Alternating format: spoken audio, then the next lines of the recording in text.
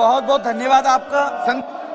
आपने अध्यक्ष जी मुझे एक ऐसे विषय पर जो आज हमारे शहरी विकास मंत्री हरदीप पुरी जी लेकर आए हैं, बिल्कुल ये दिल्ली के लगभग 60 लाख लोगों के जीवन का सवाल है सर। उनके खून पसीने की कमाई, जो दिल्ली में रोजी रोटी के लिए लोग आए थे, जिनको पिछले 1951 से लेकर 14 तक एक ही खानदान ने राज किया था, उन 60 लाख लोगों की चिंता नहीं की गई। आज भी अगर वो बिल पास किया जा रहा है उनको मालिकाना हक देने के लिए, तो शर्म आनी चाहिए। यहाँ पर लोग शोर मचा रहे हैं, इनको सोचना चाहिए दिल्ली के उन 60 लाख लोगों के भविष्य के बारे में। सर ये कॉलोनी जो 1979-78 में पहली बार 567 कॉलोनी पास हुई, तो तब पास हुई थी जब जनता पार्टी का शासन था। 73 से लेकर और 1993 तक केवल 560 कॉलोनी पास हुई थी सर। इसके पीछे सर भूमिका बता देना चाहता हूं सर। दिल्ली में लोग राजधानी में रोजी रोटी के लिए आते थे सर, उनके पास रहने के लिए आवास नहीं था। दिल्ली विकास प्राधिकरण नाम की एक संस्था बनाई गई। वो संस्था केवल कांग्रेस की डीएनए के आधार पर केवल भ्रष्टाचार में डूबी रही। वो गरीब लोगों को मकान देने में सफल नहीं हो पाई। गांव के किसानों की जमीन कौड़ी के आधार पर एक्वायर करी जाती रही और डीडीए ने भी बिल्डर का काम शुरू कर दिया।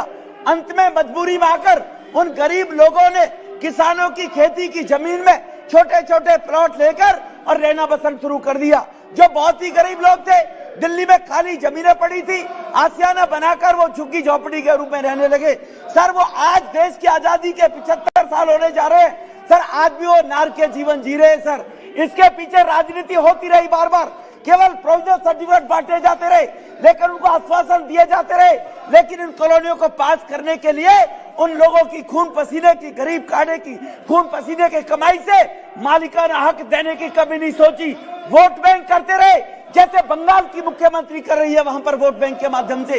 इसलिए सर आज ये बिल जो लेकर आए स्पेशल प्रोविजन, सर नहीं, ये 60 लाख लोगों के भविष्य जुड़ा हुआ है। मुझे 5 मिनट दीजिए, वो भी सब समझते हैं। और इसलिए मैं आपसे निवेदन करना चाहता हूं, इसकी बैकग्राउंड में जाकर इन लोगों को तुरंत मालिकाना हक इन लोगों को मिल जाए।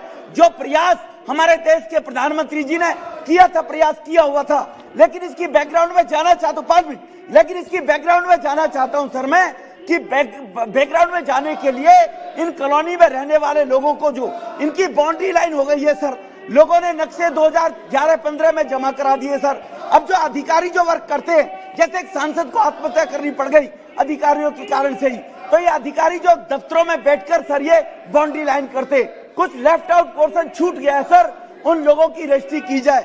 मैं निवेदन करना चाहता हूँ माननीय मंत्री जी से, उन लोगों की कॉलोनी में जाकर उनका सर्वे करवाकर उनका रजिस्ट्रेशन कराया जाए और कैंप लगाकर उनकी कॉलोनियों में रजिस्ट्री दी जाए।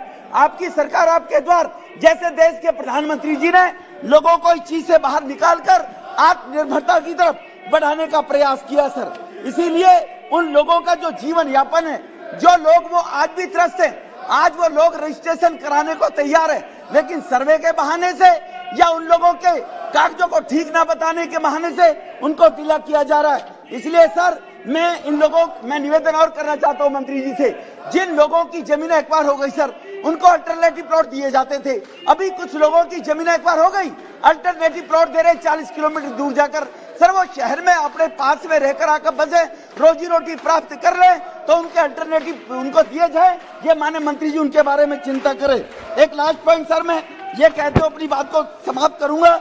इस बिल के माध्यम से मैं माननीय मंत्री जी से एक निवेदन करना चाहता हूं सर, कि जो दिल्ली के अंदर दिल्ली लैंड रिफॉर्म एक्ट है, धारा 181 आर्टिकल 81 के अंदर जो किसान अपनी जमीन में घर बना लेते हैं, परिवार बढ़ गए हैं, उनको ग्राम सभा में वेस्ट कर वहां पर लूट खसोट की जा रही है सर। गरीब लोगों को परेशान किया जा रहा है, उन जमीनों को ग्राम सभा में वेस्ट किया जा रहा है। यह दिल्ली सरकार का इशू है सर, दिल्ली सरकार भेजने वाली है नहीं।